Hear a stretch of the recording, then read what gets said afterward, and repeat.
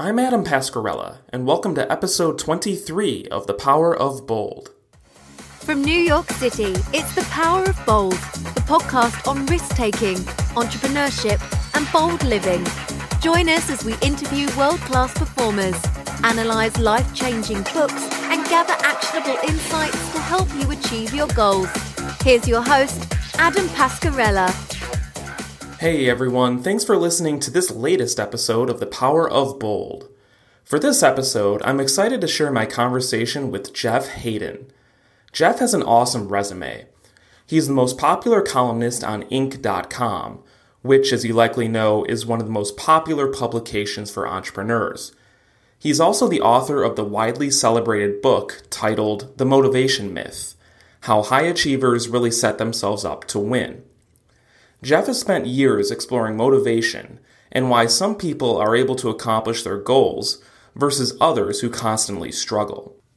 It all comes down to understanding that we shouldn't wait for motivation to strike us out of thin air. We need to take a step, to take action, and then our initial success, no matter how small, will provide a burst of motivation, which will cause us to keep grinding, which will lead to success, and which will lead to more motivation. This flywheel continues until we ultimately achieve our goals. That's Jeff's main thesis, and he goes into much more detail in our conversation. We also speak about what caused Jeff to leave his secure job to start a career as a ghostwriter, why we should set goals, forget about them, and focus on our processes, why broadcasting your goals to the world is a bad idea, and why we should say "I don't" instead of "I can't." There are a lot of good nuggets here, so if you find it helpful, you can visit thepowerofbold.com to view a transcript of this episode. Okay, let's get to my discussion with Jeff Haden. My guest for this episode is Jeff Haden, Inc.com's most popular columnist and the author of the recently released book titled The Motivation Myth: How High Achievers Really Set Themselves Up to Win. Jeff, thanks for speaking with me today. Adam, it is my pleasure. Thanks for having me. So it's fair to say that many of our listeners are, really ambitious people who have many lofty goals. And because of this, I think that your book is really important for those people who have these lofty goals, yet they may be feeling some resistance on their path. And I think this virtually applies to everyone. But before we get into the lessons from your book, I'd kind of like our listeners to first hear a little about you and how you picked up the insights and principles that form the foundation of the motivation myth.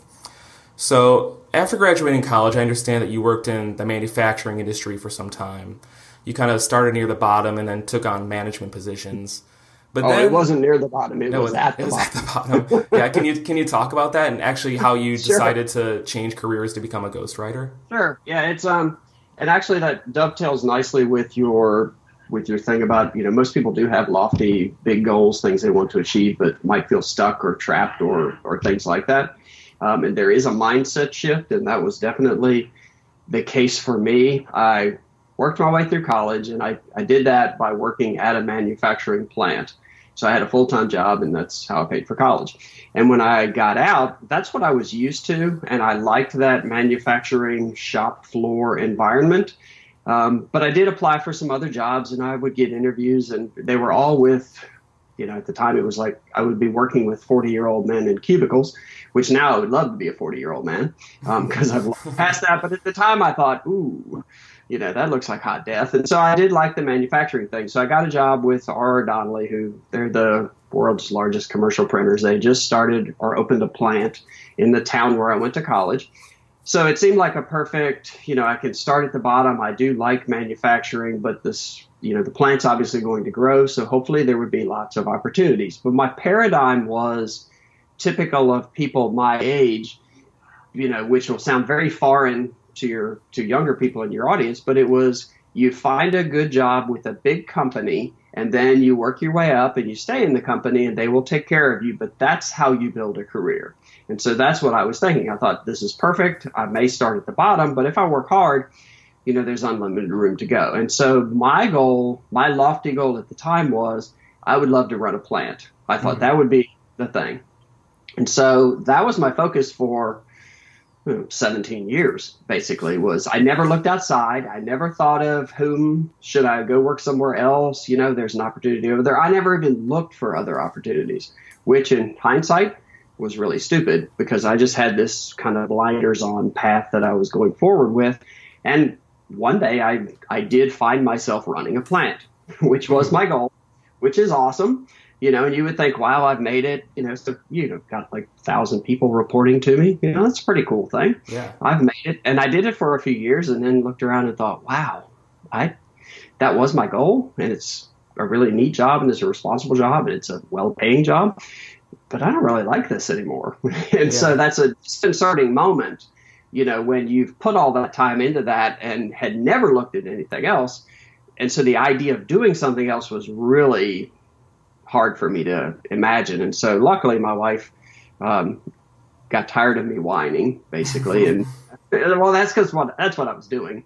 And so, she said, well, what else would you like to do? And I just somehow off the top of my head, I just said, I've always wanted to write. Well, I don't know that I'd always wanted to write, but it sounded fun. But I don't have a writing background. I didn't go to college for that. I got a comm arts degree, which is like at the time was the degree you get when you don't know what you want your degree to be. But what you want a degree. And so I had only thing I'd ever written was stuff for work. And so, she kind of sat down and mapped it out and said, okay, well, if you're starting here, which is at nothing, how do you build something from that? And so I just started plugging away. So at the time, those weren't called side hustles, but that's really what I was doing because I kept my job. And I would work nights and weekends and take little projects. I got a lot of stuff off of the site Elance, which I think now is either Upwork or WeWork. I forget what they've changed to. I think it's WeWork. And so got projects there, found some other stuff, kind of got it to the point where I thought, okay, I'm still not making I still can't make what I am making at my full-time job, but I can see that this is possible and I'm willing to sacrifice and work hard and, try to make it go.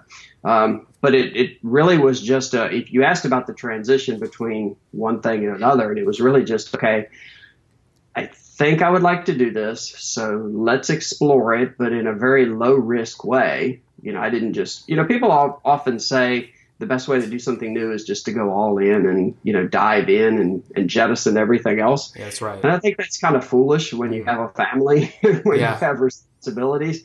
And maybe more important than that, even, you don't even know for sure whether you will like something until you have done something for a while. Because there's a difference between, wow, this seems really interesting and this is kind of my hobby and this is what I do for fun. And this is the reality of what that work lifestyle actually is, because they are very different.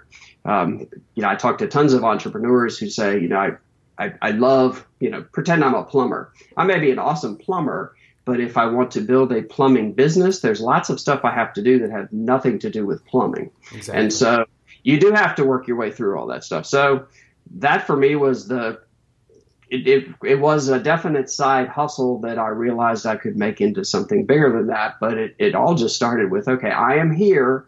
So what do I need to do first to start building? Mm-hmm.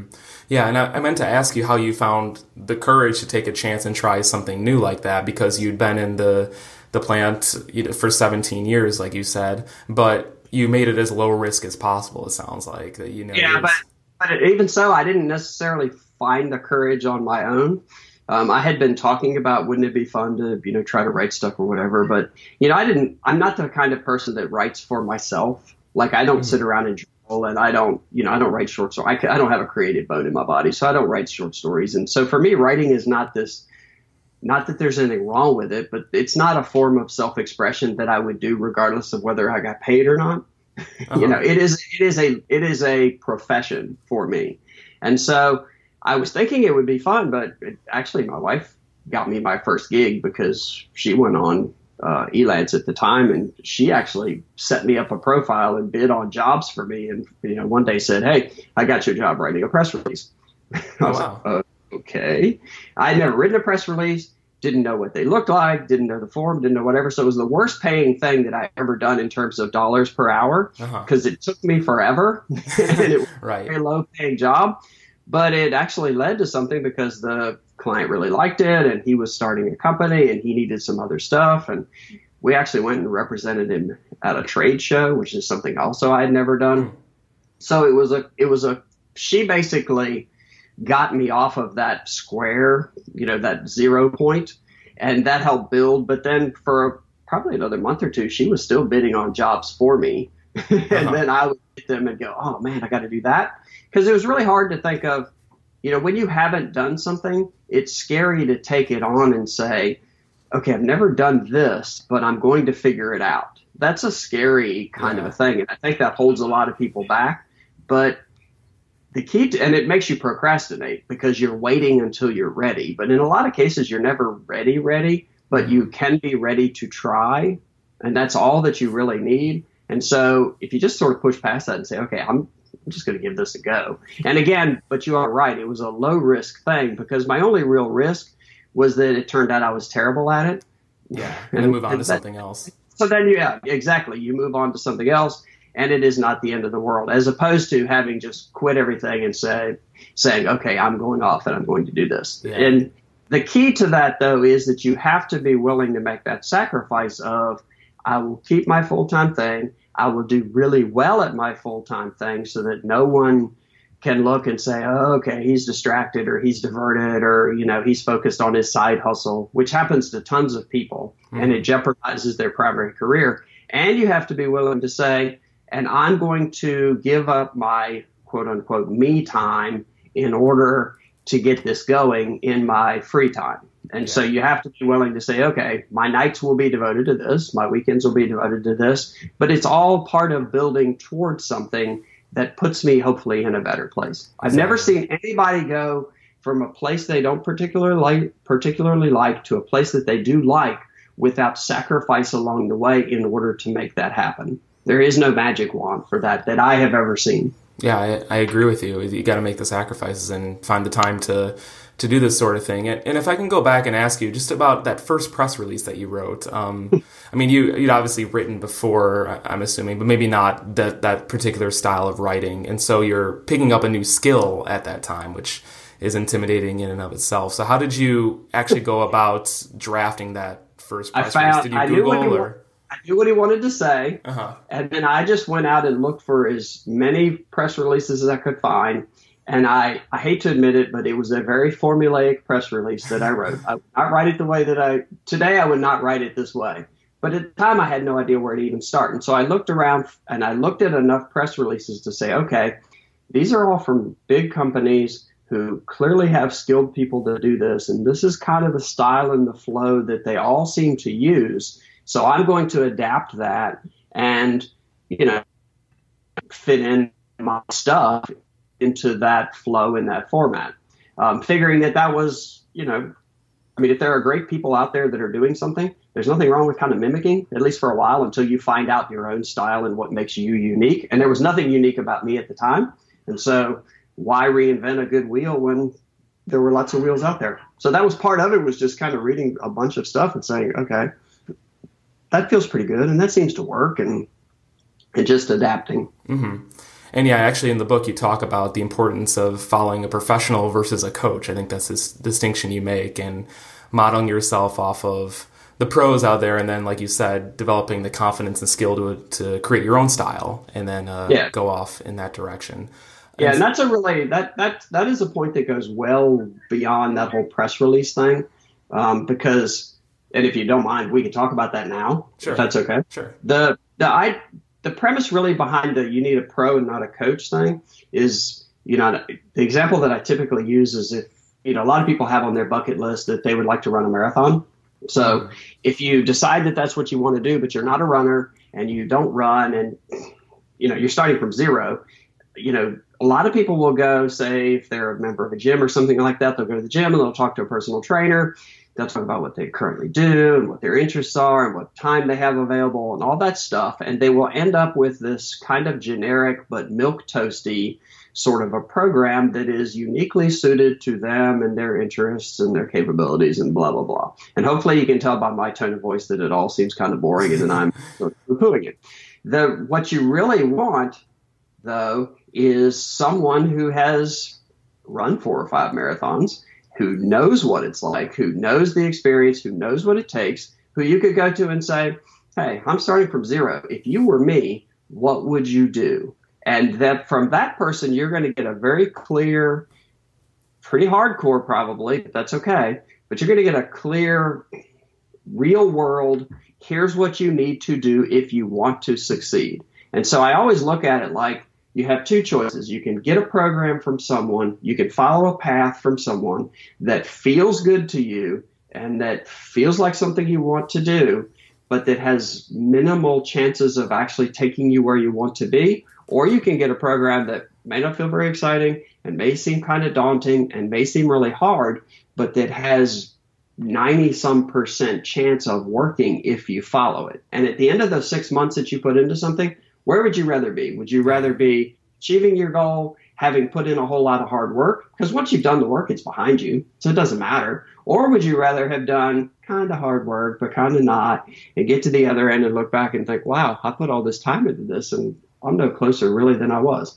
So that's, to me, whenever you want to do something, if you find someone who has done it and who is willing to tell you the hard truths that you need to hear, then and if you follow that, your chances of success, if you follow it, are really, really high because they know what it takes, as opposed to the person who, has been taught how to teach you how to possibly do something. And I'm not saying that there aren't coaches out there that are awesome, but I love the coaches who have actually done the things that they are coaching you to do. Right, and I was going to ask the distinction between a professional versus a coach. Like, say I actually am. I love playing tennis, and I want to get better. And so if I'm searching for a person to help me doing that, how do I determine who's a professional and who's a coach? I mean, am I complicating it, or is it pretty simple? I think it's pretty simple. Sometimes it's hard to know in that area what quality of person you're going to get.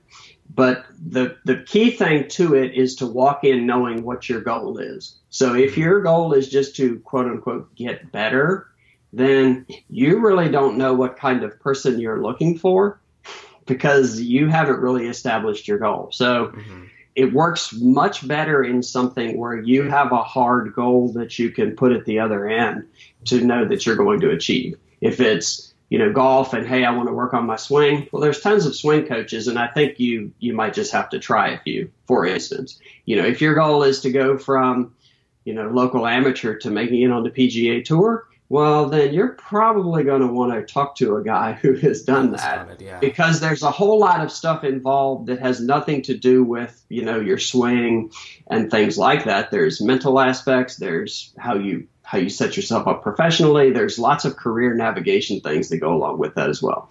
But it does work much better if you're saying, like if it's in business, if you're running a business that's doing, 300,000 in revenue or something, and you want to get to $1 million, the person to talk to is a person who has taken a business from a relatively low revenue number and taking it to a big number, because then they can sit you down and say, look, this gap from here to there, here's the stuff that you're going to need to do in order to bridge that. And here's the things you're going to have to sacrifice. Here's the things you're going to have to set up. Here are the relationships you're going to have to build, whatever all those things are in a real world way, as opposed to just, here are some simple techniques and strategies that you might layer on.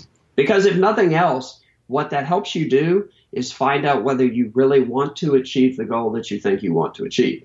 So if I want to run that marathon and I find out that it requires X and Y and Z for the next 6 months, and if I sit there and go, you know what, I don't really want to do that, that's too much for what I'm trying to achieve, then cool, you found that out. And you don't waste your time on a pursuit that you are not going to get to. You can use that time on something else that means more to you.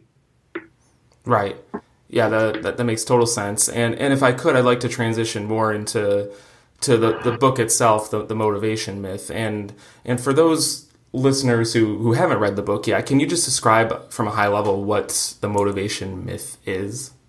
The premise came from a couple different places, but I'll use one example. I was talking to Venus Williams because if you're going to drop a name, hey, Venus is a good name to drop. Right. And she's an interesting person because most people know her for the tennis stuff.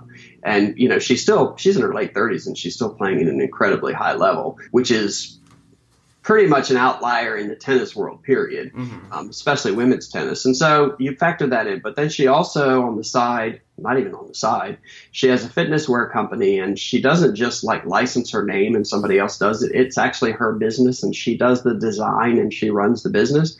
She has an interior design company where she does stuff for hotels and fitness clubs and larger facilities. She's doing design work. She's running that company. So she's got these 3 different things, and she's going to grad school now. She's got these things that she's doing all these things at a very high level.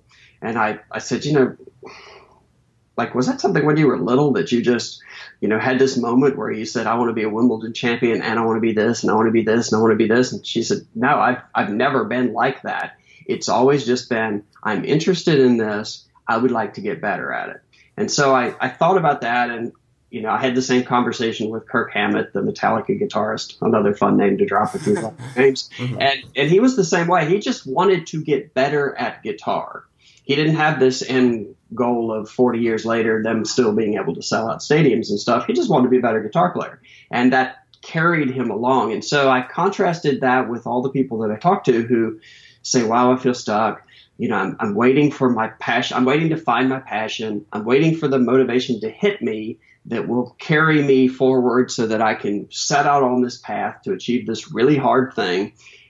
And the big difference is that the people that I know that are incredibly successful at some pursuit, and I'm lucky enough that I know a bunch of them now, none of them describe that lightning bolt moment that all of the people who say they're stuck say that they're waiting for. They just started something they were interested in and let the daily, I put in some effort, I made a little bit of improvement. That feels good. That motivates me to keep going. They just created that little flywheel of effort, success, improvement, fulfillment, leads to more motivation. They just let them carry that along, and it's an endless source, as opposed to the people who think, I've got to have this giant bolt of motivation that will carry me through forever and ever and ever. But that never hits anybody, and I don't know anyone that is hit. And so that's the major premise of it, is that you don't have to wait for something. You don't have to find your passion first. You don't have to wait for this inspiration to hit you.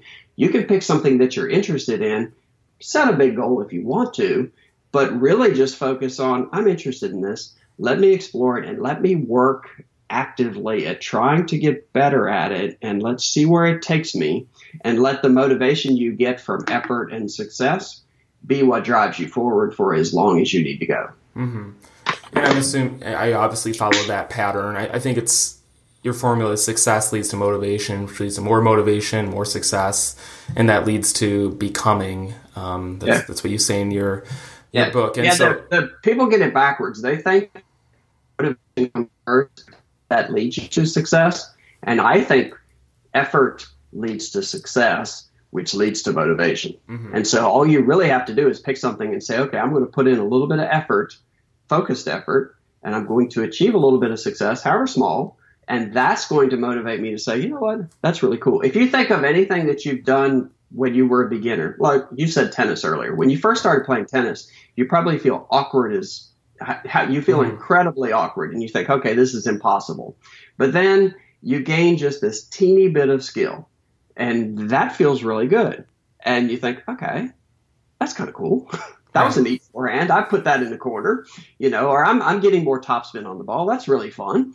And that drives you then to keep going, as opposed to, somehow you have to just wake up one morning thinking, okay, I'm going to be the U.S. Open champion in, 2022.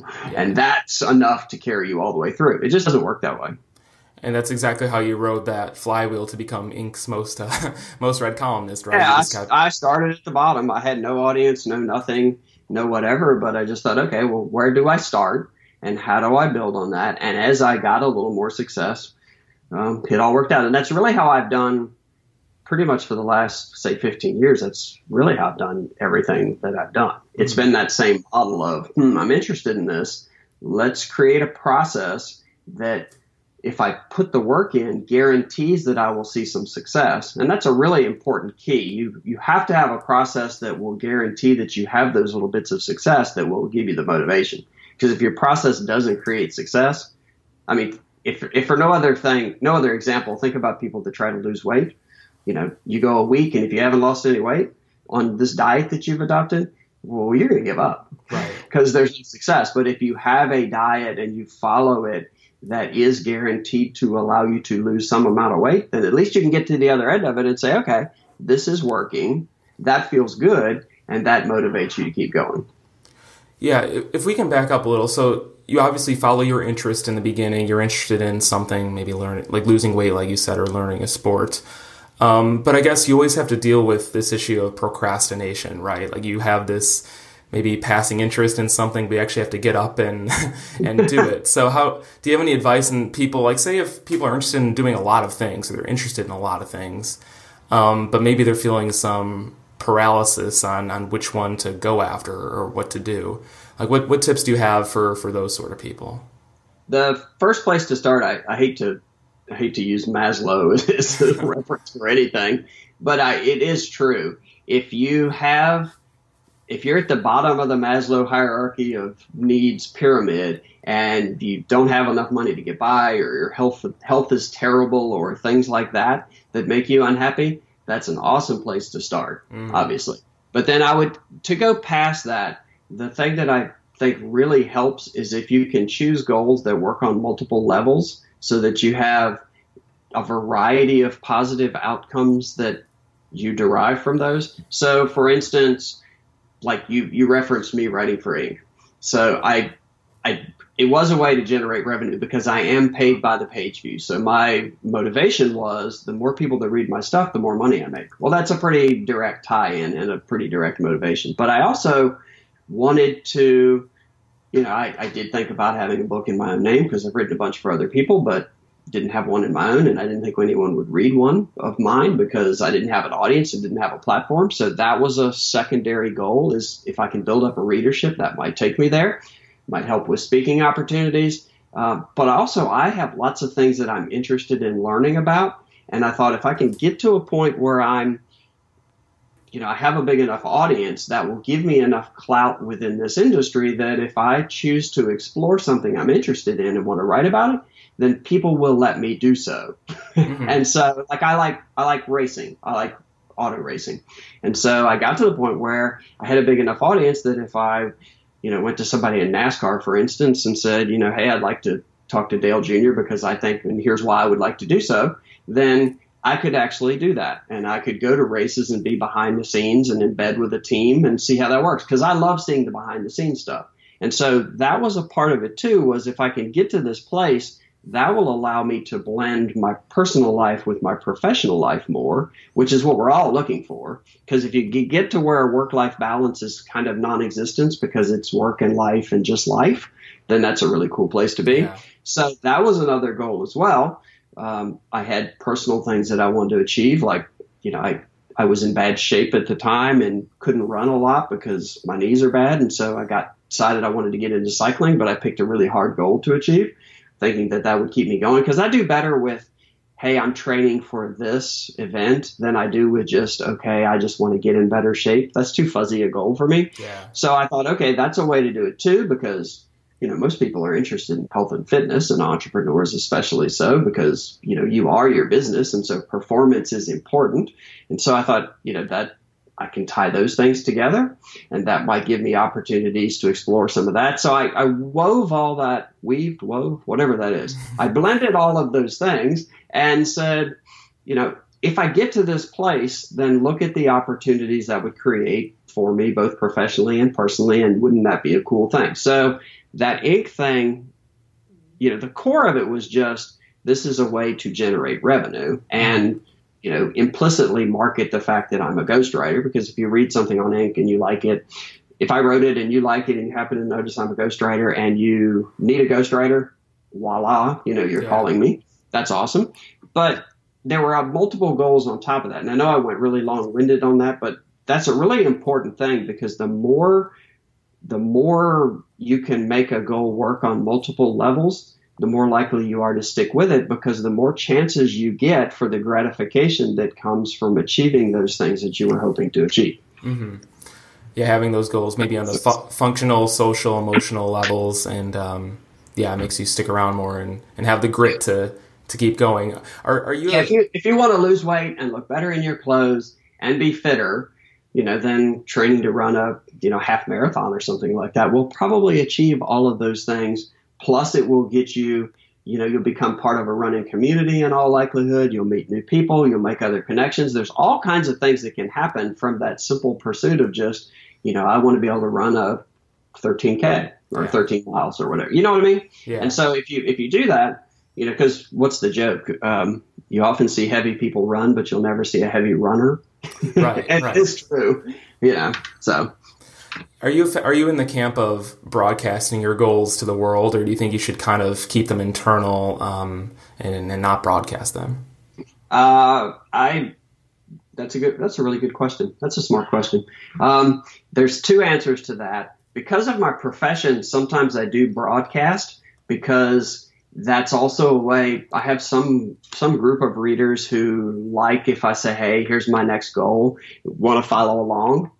Both vicariously, or why don't you pick something you'd like to do and let's go do this together. So that's a reason to broadcast. But on a personal level, and research backs this up, if you are broadcasting your end goal and you're talking about that, research shows that you're actually less likely to accomplish it. Mm-hmm. And so the example I use in the book is hiking the Appalachian Trail. It's that path that runs from Georgia to Maine, and people try to do it, and it takes all summer basically to do because it's 2,200 miles. And so if I'm at a party and I'm telling people, hey, next year I'm going to hike the Appalachian Trail, and I'm really looking forward to this, and I'm going to get new hiking shoes, and I'm going to have a trail nickname, because you don't get known by your name on the trail, you get a trail name. Right. And you're talking about all these kind of things.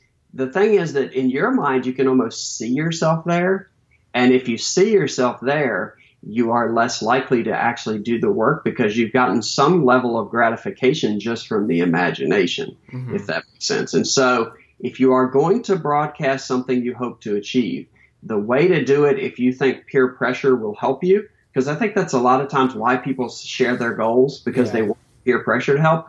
The move is not to say, or is not to just say, I'm going to hike the Appalachian Trail. The move is to say, next summer, I'm going to hike the Appalachian Trail. So for the next X period of time, mm-hmm. here's what I'm going to do to prepare. And let people hold you to your process from a peer pressure point of view, not to the end goal. Because you can make excuses all the time. If they say, hey, I was prepping for the trail going, oh, well, I got a little behind and haven't quite started yet, but I'm going to catch up. You can just fuzzy your way through it. But if I said, I'm going to do the trail, and so this week I'm going to do X and Y and Z, so hold me to that. And if you come back at the end of the week and say, how'd you do on X and Y and Z? And if I haven't done it, well, that's a whole different deal. Yeah. And so the key, if you want to broadcast your goals, is go ahead and tell people what you want to do, but then tell them what you are going to do to get there and let them hold you to that part of it. And that's when you can put peer pressure on your side. And you get away from the whole gratification of, I talked about that end result, and so that makes me feel better. There's research that shows that planning a vacation makes people just as happy as actually taking the vacation. And so, you can spend 6 months planning your vacation and talking about it, whatever. Just the thrill of that is really fun. And it can carry you through a long time. Whereas if you take the vacation, usually for most people, within 3 or 4 days after returning home, the glow is gone. Right. Because you did it and you're done. But so it's the same premise in reverse. So the key is to have people from a peer pressure point of view, have them hold you to your process. And that's much more likely to keep you on track, because your process is what gets you there, not the goal. The process is what gets you there. Yeah, that's an excellent segue. Well, I didn't mean to ask you about this distinction between goal setting and processes. And it's almost like you have this goal, you set it, and then you almost forget about it, right? Like almost all of your attention is focused on the process. We're told to, that you've got to have laser-like vision on your goal, and you've got to constantly be thinking about this end goal. The problem with that, if it's a really big one, is the distance between here and there. So if we're running that marathon and I don't run at all, and it's, 6 months from now I'm supposed to run that marathon, but I go running today and I can barely do a mile, and I come back and I sit onto the couch. And if I'm thinking about that 26 miles I have to run, and I'm picturing what I feel like right now, that gap is insurmountable. Right. And it seems too far and I'm going to quit. And so the goal, run a marathon, really the point of that is to inform the process that you create that will allow you to get there. So, and then you just focus on, what do I need to do today? What am I doing tomorrow? You focus on doing the work. And so if we use my marathon example again, if my goal is a marathon and I create a process and I'm starting from scratch, so my process today is that I'm going to go jog a mile. If that's my process, if I go jog that mile, I can sink onto the couch and feel really tired and creaky and all that stuff. But I can also feel good because I did what I set out to do today. I followed my process. I can check it off. I did that. I don't have to worry about the 26. I just have to worry about today. And so tomorrow, if my process is to run another mile, check it off. Feel good. I did what I set out to do. That'll motivate you to go tomorrow. And then over time, you build through your process. And so at some point, you can pop your head up and look across and say, wow, I know I have to run 26 someday, but I just did a 15. Yeah. I'm getting there. That's really cool. And then as soon as you do that, though, put your head back down, look at your list and say, okay, what is it I'm doing tomorrow? Okay, that's what I'm focused on. Mm-hmm. If you do that, you will someday pick your head up and look and say, you know, I'm ready to do whatever it is I set out to do. And you won't have had all those angst-filled moments of, oh my gosh, 3 miles today was so hard. How am I going to do 26? That thought is demotivating. But if you go, wow, 3 miles was hard today, but I did it. And that's what I was supposed to do. And that feels pretty awesome. And that will carry you through to tomorrow. Mm-hmm. What are some of the things we should think about when designing our own processes? I know a little bit earlier we talked about modeling ourselves off of professionals, for instance. But how do you actually go about doing that? So for your marathon example, like why shouldn't I choose 2 miles on the first day instead of 1? Like what are some things to think about? Well, I think that's a really good question. Again, my inclination is to go harder than you would than your oh wow, that sounded terrible. Let me start again. Sure. My recommendation would be to go harder than you normally would early on, because if you ease your way into it, well, let's use this for an we'll use I decided to ride. Wow, this is the worst little segment you'll ever have on your show ever.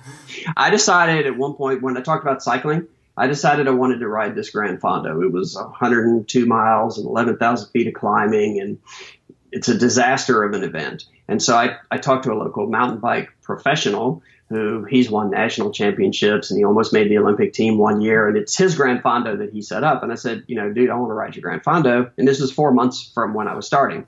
What do I need to do? He said, well, first of all, you need to quit because you're never going to get there. So no, let's pretend that. And so the first day on the program he set up for me, I had to go out and ride 3 hours, which was 2 hours and 45 minutes longer than I had ridden in like a year. It was awful. But what was cool about it is the fact that I didn't ease into it and that I just said, this is going to be really hard, so let's just start with hard and make that what I am used to. That paid off in a really big way, because by the end of it, I never thought I could do the 3 hours, but I got the 3 hours done. I thought, that was really hard, but I did that. And it set me up with this idea of I can do more than I think I can do. Mm-hmm. And so the idea that you go into something saying, if you've got in your mind what is 100% effort, and you say, but I'm just starting out, so I think I'm going to start with around 40 or 50, well, then you're automatically setting yourself up to underperform and underachieve because you're selling yourself short. So if it's, I don't know, whatever, I can't think of a good example off the top of my head, but whatever it is you're trying to do, let's say you're starting a business, and one of the things you're going to have to do is cold call a bunch of potential customers. If you decide to yourself, I'll do 5 a day for the first week, if that's kind of your inclination, do 10. Yeah. Double it right away. Make it harder, because the power of numbers and of putting in that effort makes it much more likely that you're going to see some early successes, and that will be what drives you forward. And if it's a physical pursuit, the difference between running 1 mile and 2 miles is, of course, time and effort. But you're probably going to be just as sore tomorrow from the 1 as you would be from the 2. Mm-hmm. And so So it's really not going to make a difference there, but you will have worked harder and you will have started to ratchet up your expectations for what it is you can achieve. I think we all limit ourselves in our abilities. There's that one Navy SEAL, I forget his name, who says that when people think they're at their absolute limit, they've only done about 40% of what they're capable of. Yeah. And I think that's true. And so when you go beyond what you thought was your limit, it automatically ratchets up for the next time what you think your limit is. And I don't know, that's obviously there is an end point to that, but I do think that works a lot of times. There's sometimes, I don't know, I remember back in manufacturing days, I worked in an area where we did 8-hour shifts, and sometimes we'd have to go to 12 hours because we were busy, and you would do a week or two of 12-hour shifts. And then when you went back to 8s, they seemed really short, Yeah. even though they seemed really long before. And so sometimes just pushing past will ratchet up your expectations of what you could do and actually make what was hard seem easy. And that's a pretty awesome place to be too. Right. The 12-hour shift is your new anchor. Yeah, exactly. Yeah. And so you're used to that. But at points when we do get fatigued or when we're tempted to discard our process that we developed, I think you recommend that we stop saying, oh, I can't do that, instead of, oh, I don't do that. This can't versus don't distinction. Can you maybe speak about that Sure. and why it's important? Sure. This researchers did this experiment where they had 3 groups of people, and all of them were supposed to adopt a new fitness habit. That was the goal of this study, or that was the goal for those people. And so they broke them into 3 groups, and they gave them 3 quote unquote coping strategies for moments when their willpower seemed low and they didn't want to do whatever it was they were supposed to do that day. So one group was told to say, I can't miss a workout. That was their coping strategy. Another one was told to say, I don't miss workouts.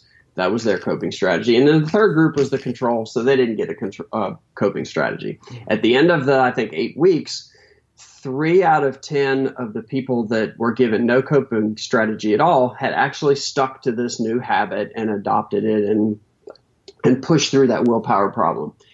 8 out of 10 of the I don'ts had stuck with it. And oddly enough, the people that were told to say, I can't miss a workout, only 1 out of 10 of them actually stuck with the habit. So saying I can't miss a workout was actually worse than just not having any kind of coping strategy at all. And the reason behind it is that I don't is an identity statement. It's like, this is who I am. I don't miss workouts. You know, if you're a parent, you don't have to say, you know, I can't neglect my kids. Well, you don't neglect your kids. That's who you are. You're a parent. If you're a good leader, you don't have to say, well, I can't avoid this situation. I need to do something about it. If you're a good leader, you say, you know what? I don't let stuff like this fester. I'm going to deal with that. It's who you are. And so, and the other problem with I can't is I can't automatically lead internal negotiations. So let's say you're on a diet and you've decided you're not going to eat ice cream anymore. And I reference that because ice cream is my Achilles heel.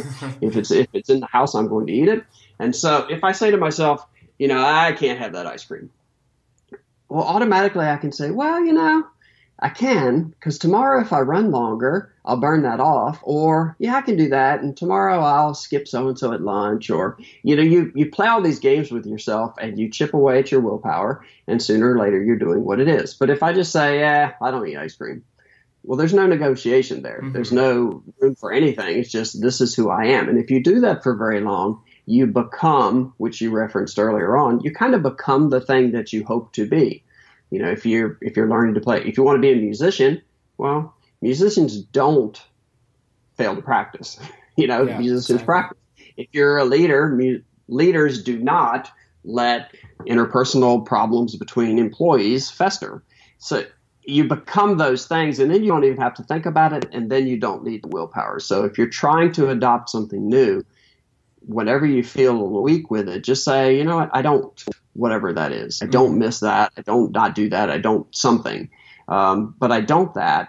And if you give that enough time, it will become part of your identity. And then you won't really need the willpower to push past anymore because it is just who you are. And that's the really cool thing about following a process and sticking to it.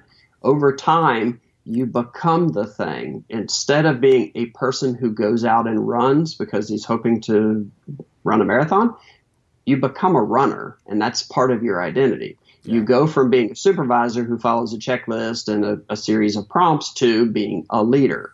You know, for me, at first, I was a guy who went out and rode a bike and felt terrible on it. But in time, in a very small and amateurish way, I started to see myself as a cyclist and part of that community and part of that group of people who does that thing. And that's a really powerful tool for helping you stick with something, because your identity carries you forward much better than any self-talk or any motivational speeches or any posters on the wall or anything else. If it's who you are, it's how you see yourself, it's much easier to do it.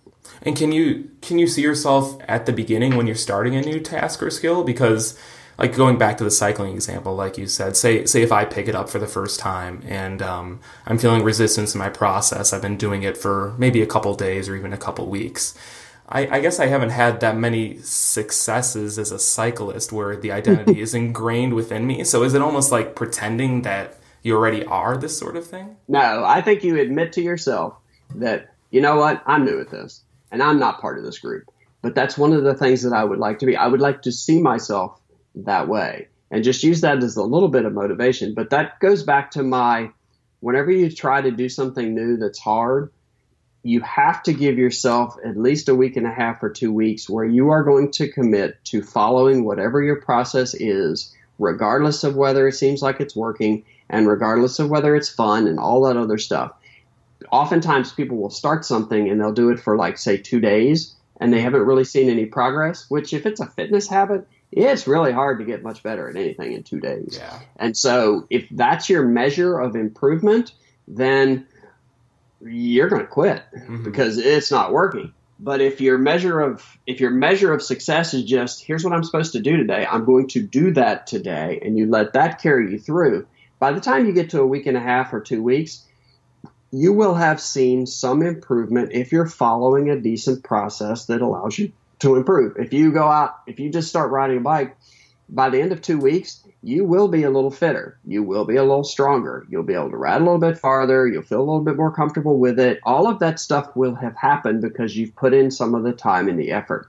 And that's when you can then say, okay, this is working. And you can also figure out whether you really like it or not, because none of us like things that we feel like we are terrible at doing. Right. Nobody likes that. And so if you give yourself that time, you can see a little bit improvement and you can say, you know what? I am getting a little bit better at this. And that feels good, and that allows you to keep going forward. So the real key there is, I don't think you need to talk yourself into pretending that, say, you are a cyclist or a tennis player or whatever else. That's somewhere you want to get to, and it'll happen naturally. What you want to say to yourself is, if I'm not willing to put a week and a half or 2 weeks into this, then I probably don't really want to do it at all. Yeah. And so maybe there's something else you want to go to. But I don't care what it is. If you can't give something a week and a half or 2 weeks, then, well, let me reverse that. There's nothing you can't give a week and a half or 2 weeks. You know what I mean? There really isn't. Like I've done that with really stupid stuff. That one year I decided I was going to do 100,000 push-ups. It broke down to 274 a day. I also did 50,000 sit-ups, but I've tried to repress that part of it because I hate sit-ups. Yeah. But I did. There's no fun in that. There is no such thing as a push-up person. So there's nothing to become. But after a week and a half or 2 weeks, I was doing more reps per set. I was resting a little less in between. There was improvement there. However meaningless and silly it was, there was improvement there, and it felt a little bit better. And so I like that. And oddly enough, I did become, in my mind, a person who does push-ups every day. That was part of my deal. And so I wasn't thinking, how am I going to fit this in? Oh, this is such a hassle. If I was traveling or something, I was just thinking, okay, well, I'm going to be there. So, I can do my push-ups while I'm waiting for so-and-so or whatever it was. And it just became part of my thing. So There is nothing that you can't do for a week and a half or 2 weeks. There isn't. So that's actually a very liberating and kind of empowering thing, because if you want to try something new, all you're saying is that I'm going to give this a couple weeks and I'm going to see how it goes. And in all likelihood, the fact that you improved a little bit will make you like whatever it is you have set out to start to do, because it's fun to get better at new things. regardless of what it is. I like painting. If I was going to be a painter, like landscapes or something, I am so terrible at anything artistic. But I bet if I gave it a couple weeks, I would see a little bit of improvement, and I would start to think, this painting is kind of cool because I've gotten a little bit better. So that, again, I know I'm repeating myself, but that's a really empowering thing to know that is all I have to do is give something new a week and a half or 2 weeks, and I'm going to get a little better. And I might find that it's fun, and it can open you up to all sorts of pursuits that you never would have considered. We're all stuck with this idea that you have to find your passion, and it has to be something that you'll do for 40 years. And, if you do it for a little while and you quit, you've wasted time. And that's all a bunch of BS. There are so many things we can try and so many things you can do and so many things you can get into, and just give them a go. And it's fun. And if nothing else, if you do it for even just a few months, you will have gotten a little bit better. You'll know something about something that you didn't know before. You might have met a few people that you wouldn't have met in any other way. You carry it with you the rest of your life, and it's a cool experience, and it makes you a little bit broader of a person, and we all like that. So you cannot lose by trying new things if you give it a couple weeks. The week and a half or 2 weeks, and then the flywheel starts. You get more motivation, more success, everything. And I also think I did want to ask you quickly about the push-ups and sit-ups, and in that part of the book you say the most effective people ask one question: will doing this thing help me reach my goal? That's the question. Right. And if not, they won't do it. And like you were saying, at least for the sit-up part, that wasn't your favorite thing to do, yet you stuck with it and ultimately finished it. You accomplished it. And so were you asking yourself that one question throughout this year? And how did you find the motivation to do that thing, even though you didn't necessarily like it? The one question thing comes from the Herb Kelleher. He's the CEO of Southwest Airlines. He makes 8 zillion decisions a day.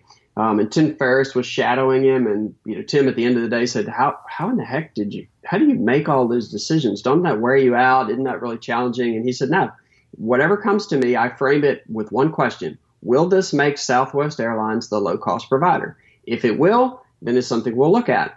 It makes it an easy decision. If it won't, then however fun it might seem, we're not going to do it, because that's what we are." So that one question thing is really simple. If I'm trying to run a marathon, would a person who wants to run a marathon skip his workout today? No. Does a person who's trying to lose weight decide that I'm going to, eat I'm going to eat a quart of ice cream? My thing?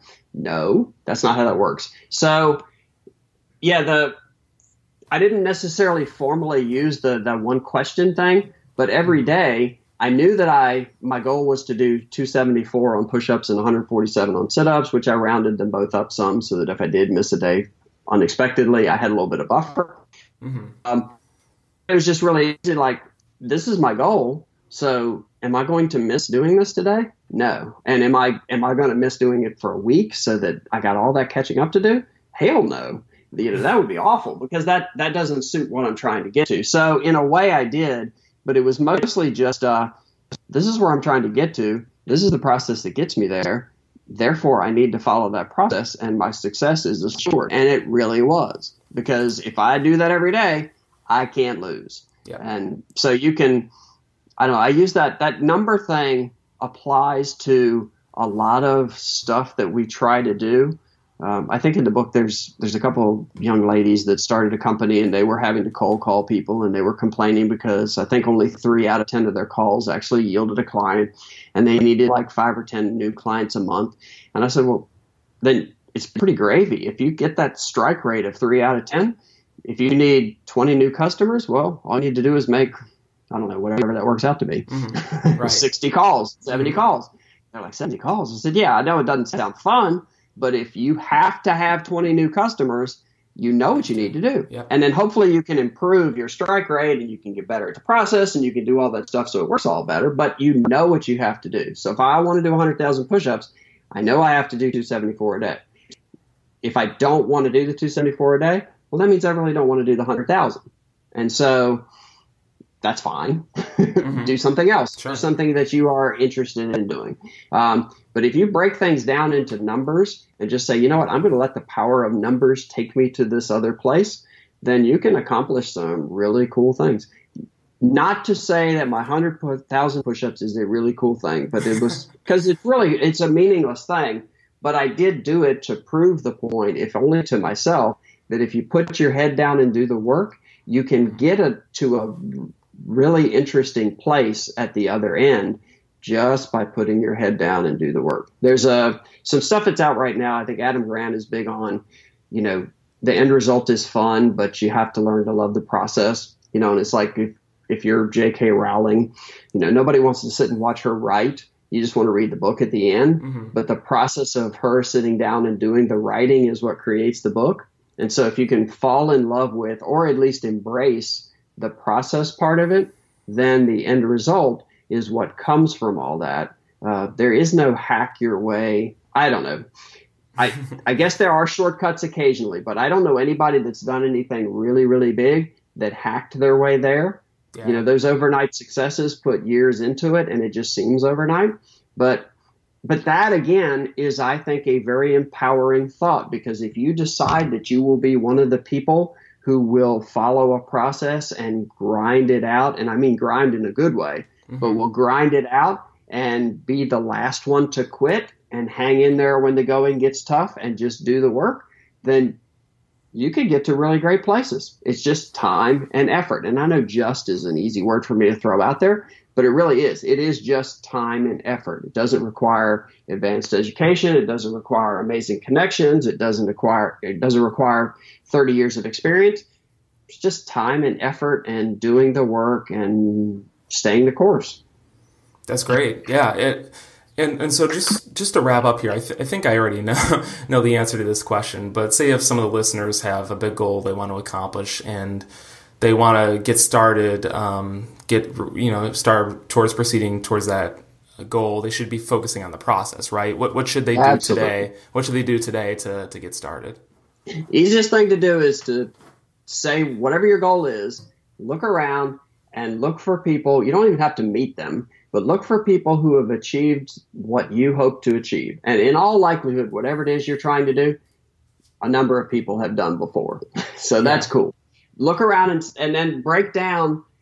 Don't look at who they are, because who they became is not who they were at the beginning. Look at what they actually did to get there and try to break that down and try to deconstruct that and say, okay, they did this and they did that. And don't look for the things that seem interesting to you only. Look for what they actually did and then say, okay, I'm going to break this down into a process that I can start to follow and that I will commit to following. And if you get lucky and you know someone, or you can meet someone who has done the thing you want to do, and you can ask them, don't just ask for advice and don't ask for like general fuzzy tips. Just the best question to ask is, I would like to do what you did, whatever that may be. If you were me, how would you start and what would you do?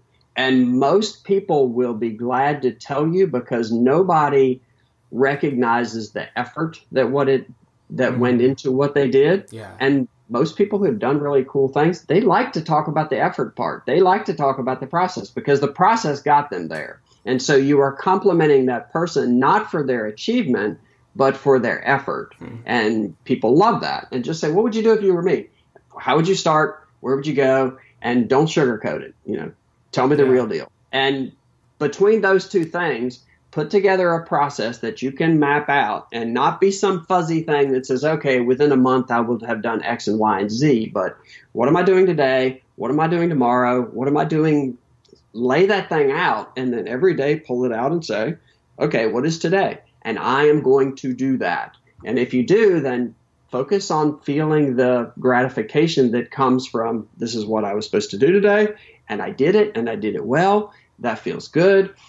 Pat myself on the back. That will motivate you to go off to tomorrow, and just keep your head down and keep following the process. And you may make course corrections along the way, but you'll be able to make them based on what's truly working and not working, not based on what you think is fun or what you think is easier or stuff like that. And then just keep your head down and keep grinding. But if I can sum it up with this, there are so many good, there are so many great, wow, I just lost my whole train of thought. Sorry, but no problem. There are awesome wheels out there that are perfect for you to use. Don't try to reinvent the wheel for what you want to do. Find a great wheel, adopt it. 99% of what's on that wheel will work for you. We like to think that we're all special, unique individuals that need a bespoke process or whatever. And yeah, there might be little tweaks, but in large part, if it works for a bunch of people, it's going to work for you too. If it works for a few people, it's going to work for you too. And that's a fun thought because you don't have to search for this customized thing. You can go out and say, oh, okay, here's how that person did that. That's what I'm going to do. And that takes all the guesswork out. Now it's just time and effort. Right. Well, I'm definitely fired up and motivated. Jeff, thank you for that. I appreciate it. Yeah, let me add one more thing. If you find yourself spending a ton of time trying to create a process, that means you're focused way too hard on customizing it and individualizing it for you. Mm-hmm. You should be able to find a process that will work for you really quickly. So put your time and effort into doing the work, not on creating the plan, because the plan should come to you pretty easily. And if it's not, that means you're not looking in the right places. Definitely. That's a really important point. Well, Jeff, thanks again for really sharing your wisdom and insights from the book. It was really great discussion. And if people want to learn more about you, where can they go? Wow, that means they've got too much time on their hands. But I write for Inc. It's Inc.com. And if you go there and search my name, I've got probably 1,500 articles there. I'm on LinkedIn. I actually do connect with people and we'll talk about stuff. And so people if they have questions and stuff, I might not get back to you the same day, but I promise I will get back to you. So that's 2 easy ways. Cool. Well, thanks again, Jeff. It was a really great discussion. Yeah, thank you. And thank you for not making fun of me when I would get lost occasionally. I appreciate that. It's all good. Thanks. Again, that was Jeff Haden, Inc.com's most popular columnist and author of The Motivation Myth, How High Achievers Really Set Themselves Up to Win. Like I said at the jump, Jeff included a lot of really good, actionable tips in the discussion. So if you'd like to go back and review them again, you can grab the transcript of the interview on our website. He has a lot of great insights on motivation and how we can accomplish our goals. So if you're interested in learning more, you can also grab your own copy of The Motivation Myth. And that's it for this episode of The Power of Bold. We have some more really exciting interviews planned, so I'm stoked to bring them to you. As always, we'd appreciate if you can give us a quick 5-star review on iTunes and Google Play. That goes a long way, so many thanks in advance. With all that said, I'll see you next time. Thank you for listening to this episode of The Power of Bold. For show notes and a transcript of this episode, visit thepowerofbold.com. Feel free to get in touch by visiting our Facebook and Twitter pages. And don't forget to subscribe to the podcast on iTunes or Google Play. We'll see you next time.